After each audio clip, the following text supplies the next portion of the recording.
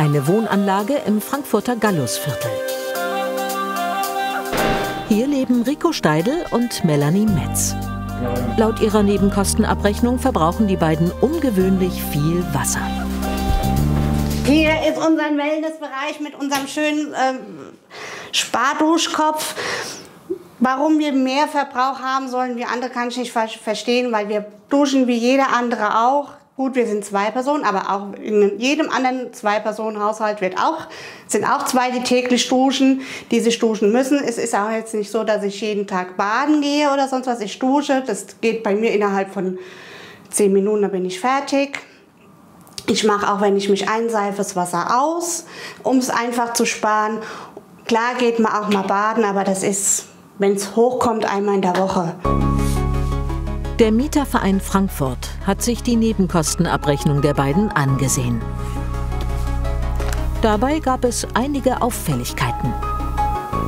Bei den Kaltwasserkosten ist uns zum Beispiel aufgefallen, dass die Kaltwasserkosten sehr hoch waren, der Verbrauch auch sehr hoch war und der eingestellte Kubikmeterpreis in einem auffälligen Missverhältnis zum amtlichen Kubikmeterpreis steht. Und das ist natürlich Anlass dann, sich die Belege anzuschauen und zu prüfen, ist dort möglicherweise dann eine fehlerhafte Berechnung erfolgt. Fehler in der Abrechnung zu erkennen, das ist gar nicht so einfach, weiß der Experte. Nebenkostenabrechnungen sind grundsätzlich ziemlich komplizierte Rechenwerke und Mieter erteilen oftmals Abrechnungen, die 12, 15 Seiten oder mehr umfassen. Und die meisten Mieter sind schlicht und einfach überfordert, solche komplizierten Berechnungen dann nachzuvollziehen. Deswegen unser Rat an der Stelle, eine Nebenkostenabrechnung sollte da auch professionell überprüft werden. Melanie Metz und Rico Steidl haben Belege angefordert. Bislang hat die Gesellschaft aber keine geschickt. Jetzt gehen sie auf Nummer sicher und dokumentieren jeden Monat die Zählerstände selbst. Mit Datum und das Foto. Das sind jetzt die aktuellen Zahlen vom letzten Jahr. Da haben wir auch jetzt noch mal neue Kaltwasserzähler bekommen, wo ich dann auch noch mal alles errechnet habe und hier dann halt meinen Gesamtkaltwasserverbrauch stehen habe. Und das ist unser Gesamtverbrauch Warmwasser. Was in der Wohneinheit fehlt, ist ein Wärmemengenzähler. Das Messgerät erfasst den Wärmeverbrauch zur Brauchwassererwärmung und in Heizkreisläufen. Also alle Wohneinheiten, die zusammengehören, ist dieser Wärmemengenzähler nicht verbaut worden. Und laut einem Gerichtsurteil von 2014 ist das Pflicht. Und das bedeutet? Wenn hier eine falsche Berechnung stattgefunden hat, weil ein Messgerät nicht vorliegt, dann kann man nach dem Gesetz die Warmwasserkosten reduzieren um 15% und das sollte man auch dem Vermieter mitteilen. Für Melanie Metz und Rico Steidl hat das der Mieterverein übernommen. Das ist die Gutschrift 178,14 €, die errechnet wurde durch einen nicht verbauten Wärmemengenzähler im Objekt. Ein Anfang. Zumindest bis die Abrechnungsbelege vorliegen und vielleicht auch das Problem mit dem erhöhten Kubikmeterpreis geklärt werden kann. Ja, und Rolf Jansen darf ich jetzt noch ein bisschen weiter mit Fragen löchern. Schönen guten Abend, hallo. Guten Abend. Wir fangen noch mal ganz vorne an. Im Beitrag gab es ja verschiedene Probleme. Zum einen war dieser nicht vorhandene Wärmemengenzähler. Wie sieht der eigentlich aus und wo müsste er denn sitzen in der Wohnung? Das sind in der Regel so kleine weiße Kästen, die sind in der Regel dann am Rücklauf der Wasserrohre, also wenn quasi Heiz- und Warmwasser dadurch gemessen werden. Es können aber auch dann, das kennt man aus älteren Wohnungen, dann die Heizkostenverteiler an den Heizkörpern selber sein. Okay, das heißt, der sitzt aber direkt in der Wohnung oder im Kellerraum? Kommt drauf an. Also das kann auch durchaus im Kellerbereich sein, je nachdem, wo dann quasi der Wasserverlauf ist. Und dann gibt es ja aber auch diese kleinen Kästchen, die direkt am Heizkörper dran sind. Was ist das? Ja, das sind im Prinzip auch Wärmemengenzähler, nur dass sie eben in der Regel als Heizkostenverteiler bezeichnet werden. Okay, also eins von beiden sollte ich in der Wohnung haben. Wenn das nicht der Fall ist, kann ich 15% dieses Beitrag. Man sollte sich natürlich dann die Abrechnung anschauen, die Heizkostenabrechnung. Oft sieht man es auch schon in der Abrechnung selber, wenn dort zum Beispiel nur nach der Fläche abgerechnet wird, also jetzt kein Verbrauch angegeben wird. Und dann sagt das Gesetz, dass Mieter dann ein Kürzungsrecht von 15% haben.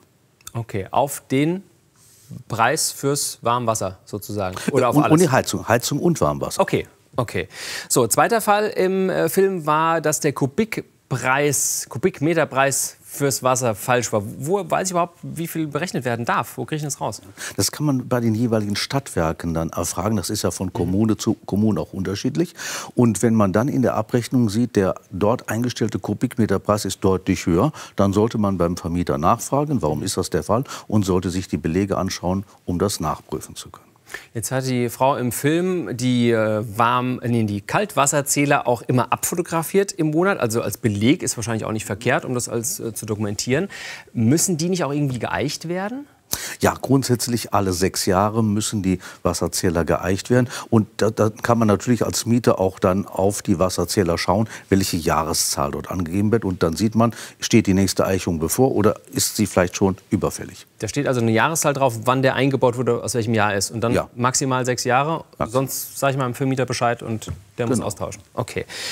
Kommen wir mal ganz allgemein auf diese Nebenkostenabrechnung zu sprechen. Jede zweite ist falsch, sagt der Deutsche Mieterbund. Auf was sollte ich da genau achten? Im Prinzip auf alles. Es gibt unglaublich viele Fallstricke dabei. Also die Nebenkostenabrechnung muss natürlich richtige Verteilerschlüssel aufweisen. Die einzelnen Kostenpositionen müssen benannt worden sein. Die Vorauszahlungen, die der Mieter geleistet hat, müssen berechnet werden. Der Abrechnungszeitraum selber auch. 12 Kalendermonate, nicht mehr zum Beispiel. Und die Abrechnung muss auch zeitgerecht vorgelegt werden. Also grundsätzlich spätestens 12 Kalendermonate nach Ende des Abrechnungszeitraums. 12 Kalender, das heißt, wenn ich von Januar bis Ende Dezember den Abrechnungszeitraum habe, hat der Vermieter noch ein Jahr Zeit, mir sie zuzustellen. Genau. Also die Abrechnung müsste dann in dem Fall bis spätestens Silvester des Folgejahres dem Vermieter vorgelegt. Und es gibt aber auch Abrechnungszeiträume zwischen den Jahren, dann halt dementsprechend. Kann zum Beispiel vom 1. Juli bis 30. Was mache ich, wenn das nicht der Fall ist? Wie erhebe ich Einspruch? Oder auch wenn irgendwelche Zahlen nicht stimmen? Ja, wenn die Abrechnung nicht vorgelegt wird, man hat ja einen Anspruch als Mieter auf Vorlage der Abrechnung, dann sollte man den Vermieter auffordern, die Abrechnung vorzulegen. Und solange der Vermieter das nicht macht, hat man auch ein Zurückbehaltungsrecht an den Vorauszahlungen. Also kann sagen, solange ich die Abrechnung nicht bekomme, zahle ich die Vorauszahlung nicht. Die muss man allerdings dann wieder zurückzahlen, wenn die Abrechnung dann vorgelegt wird. Jetzt ist das natürlich für viele, ich schließe mich da ein, auch ein großes Sammelsurium. Man kriegt da 1000 Blätter in Anführungszeichen nach Hause. Man findet sich ja gar nicht so schnell zurecht als Laie. Wie und wo kriege ich denn Hilfe, um das zu kontrollieren, zu prüfen? Zum Beispiel beim Mieterschutzverein. Nebenkostenabrechnungen sind extrem schwierig zu überprüfen. Alleine kann man das als Mieter fast gar nicht. Denn man muss ja nicht nur schauen, was steht im Mietvertrag, man muss die Gesetze kennen und auch die sehr umfangreiche Rechtsprechung. Okay, das heißt bei Ihnen, aber das kostet wie viel? Die Prüfung?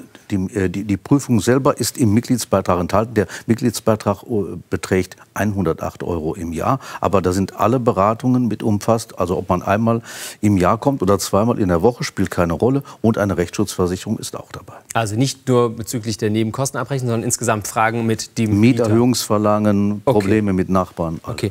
Was jetzt auch viele bekommen haben, ist eine Erhöhung der Vorauszahlungen, weil ja die Energiekosten gestiegen sind. Ist das rechtens? Das geht grundsätzlich nur im Rahmen einer Nebenkostenabrechnung. Also nach dem Gesetz, § 560 Absatz 4, da heißt es, der Vermieter kann die Vorauszahlungen erhöhen nach einer Abrechnung. Das heißt aber, es geht nicht zwischendurch. Also die Abrechnung muss vorliegen und dann muss sich aus dem Ergebnis der Abrechnung ergeben, dass die Vorauszahlungen zum Beispiel erhöht werden können. Umgekehrt geht es auch so. Wenn ein Guthaben da ist, kann auch der Mieter die Vorauszahlungen senken. Okay, aber das nur in Absprache oder am besten, ich halte selbst ein bisschen was zurück, falls eine Nachzahlung da wäre? Wie gesagt, in Absprache natürlich am besten, aber nach dem Gesetz darf man es machen. Dankeschön, Herr Jansen, für all die Informationen. Ich hoffe, die Zuschauer sind ein bisschen klarer jetzt geworden dadurch. Dankeschön.